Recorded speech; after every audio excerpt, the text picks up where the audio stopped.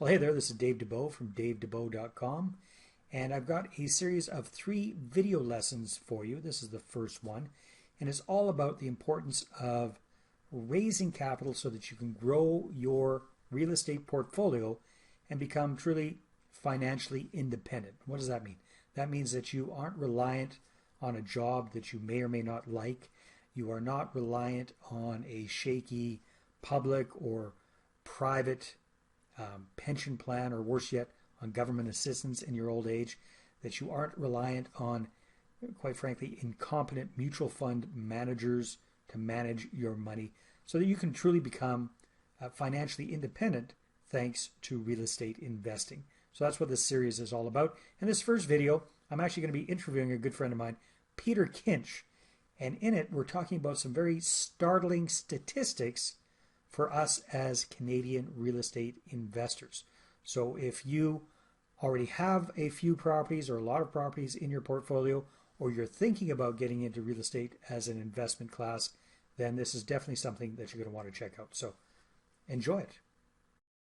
Well, hi there, everyone. This is Dave DeBow, and today it is my pleasure to be talking with an old friend of mine, Peter Kinch. How are you doing today, Peter?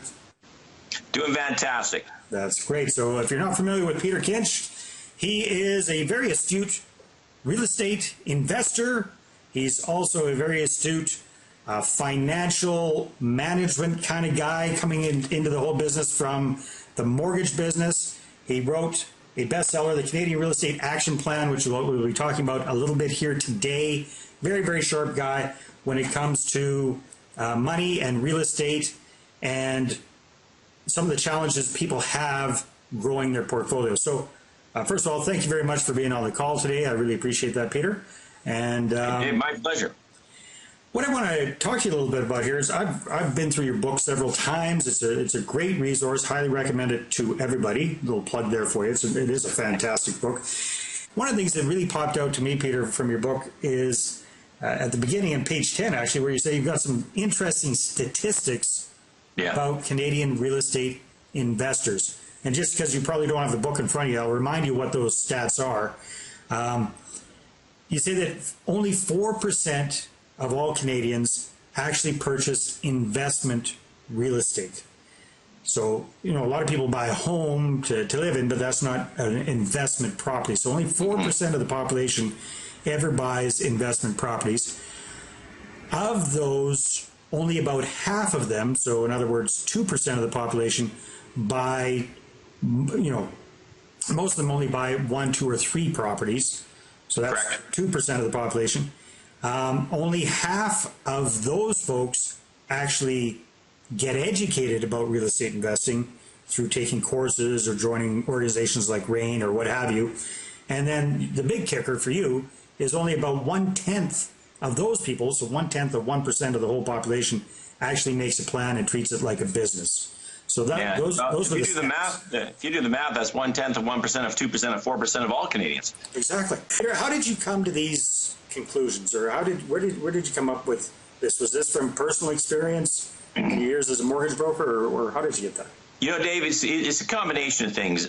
First of all, the book was written in 2010, and about 3 or 4 years previous to that, I was literally on a beach in Mexico with one of these mortgage conferences, and with me at the time was the president of Genworth, Peter Vukanovich, and at the time Genworth was no longer offering mortgage insurance for rental properties, and I asked him why, and that's where I got the statistics from. It was at that point that Peter said to me, he goes, well, Peter, his name's Peter too. Yeah. He says, if you look at the average bank, now for everybody listening on the call, I wanted to make a distinction between residential mortgages versus commercial. So we're talking in the residential sandbox, so to speak. And he said, basically, if you look at a bank, 95% of all the mortgages, or 96% of all the mortgages we do and all the mortgages we insure are owner-occupied homeowners in Canada. That's the bread and butter of every bank. And amongst all those banks, and 95, 96% Canadian homeowners, we have a less than 1% default rate. It's solid, safe, simple, secure, easy mortgages. They can lend that money out all day long. Now you look at about 4 or 5% of the mortgages they lend out in the rental property to real estate investors. Within that sandbox of 4 to 5%, which is a very small sandbox, that's where 70% of the defaults, the fraud, and the foreclosures occur. So my message to real estate investors is not that 70% of investors fail or commit fraud or forget foreclose on. It's just that from a bank's perspective, that's how they view you. Right. And what I'm trying to emphasize, and then through my personal experience, I took a look at that and said, well, if only 4% of Canadians are actually buying investment properties, I know for a fact only half of those people are ever going beyond 3 properties. Mostly for the obvious reasons that you've mentioned, inability to access capital. Mm-hmm. I mean, most people access, the average consumer, if they are going to supplement their pension fund with an investment property or two, they're going to access home equity. Well, that only takes them so far to be able to come up with their own down payments. And that typically burns out around 3 properties. And then, you know, so that's where the stats come in. So really, what I'm trying to emphasize with those statistics is the fact that don't assume that if you've taken a course or you've gone to a room filled with 150 people who all want to buy a bunch of real estate, that you're normal. And that's not necessarily a bad thing. But you also have to learn, and I'm a big proponent that people need to learn about the game they're playing and then understand the rules of engagement. And especially in today's lending environment, those rules are getting more and more strict. And you can either complain about it or say, well, that's not fair. Or you can learn the rules and learn how to be successful within them. And that's the point I'm trying to emphasize in that book. Yeah, and you do it very, very well. So speaking of that, you mentioned that you and I agree that a big thing that holds people back is they self-finance to get into those 2 or 3 properties, and they run out of cash and or credit to go buy more deals. So what role do you think fear plays in that? Fear of going out and asking people for money, trying to raise capital for their deal. What role do you think that plays in that scenario?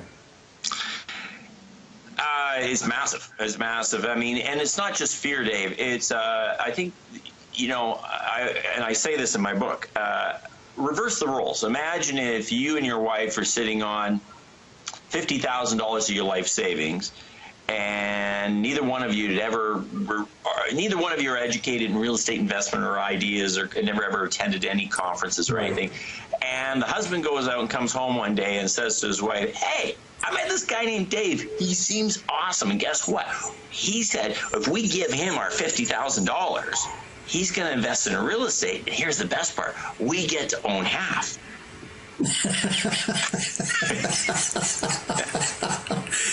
I think you've seen that scenario play out a couple of times, haven't you? Yeah, exactly. And, you know, that's where the husband doesn't sleep in his bedroom for about a month. So you know, the first thing people need to understand is the concept of, and this is my perspective, Dave, the concept of joint venture partnerships, asking other people for money, is not a natural one that people go, oh, yeah, okay, that's pretty obvious and simple and easy. Right. And it's wrought with a lot of speed bumps and roadblocks, mostly because it's not the typical way that the consumer public is accustomed to investing. So remember, if you look at, you and I were just talking about the fact that I'm also working on the wealth management side right now, and if you look at 99% of all Canadians' registered retirement savings plans right now, they are 100% invested into public market products, stocks and bonds, and mutual funds. Mm-hmm. So when you talk about the average person out there, and now we've already said that the real estate investor who is looking to go beyond 3 properties has already put themselves in the top 1%. So who are you going to attract joint venture capital from? You're attracting it from the other 95 or 96 or 99% of the population. But they're not educated on these concepts. So it's partly fear, but it's partly, I think, naivety. people are naive in thinking they hear something in a room and they think they can just go out and that Bob and Mary down the road will understand this in a heartbeat. And as soon as they get the first no or the WTF, what are you talking about? Then that's when people turn around and go, oh, this doesn't work. Right. So I think it's a combination of fear and lack of preparedness. Peter, thank you very much for your time today. I appreciate the short interview. If people would like to find out more about you and what you're up to, because it's very interesting, the transition that you made, what's the best way for them to find out more about you? Well, if you spell my name right, you'll find me. It's peterkinch.com. That's PeterKinch. So just go to www.peterkinch.com. That's a catchy URL title. It works well. Works for me. It's easy for me to remember. Exactly. That's why I tell everybody, get your own name.com. That is the best web presence you can Absolutely. have. Yes. Thank you very much, my friend. I appreciate it. Have fun on your interview today, and always good talking with you. Dave, it's been fun talking to you, and I know we'll have to do it again soon sometime. I hope you enjoyed that little interview that I did with Peter Kinch about the startling statistics for Canadian real estate investors. Just a quick reminder. So only 4% of all Canadians ever purchase revenue properties. 96% do not. They may buy their own home, but they do not invest in investment properties. Out of those 4% of Canadians who actually do that, only half of them have more than 3 properties. So that's down to 2% of the population. And why is that? Well, Peter and I both agree that it's because most people self-finance their portfolios.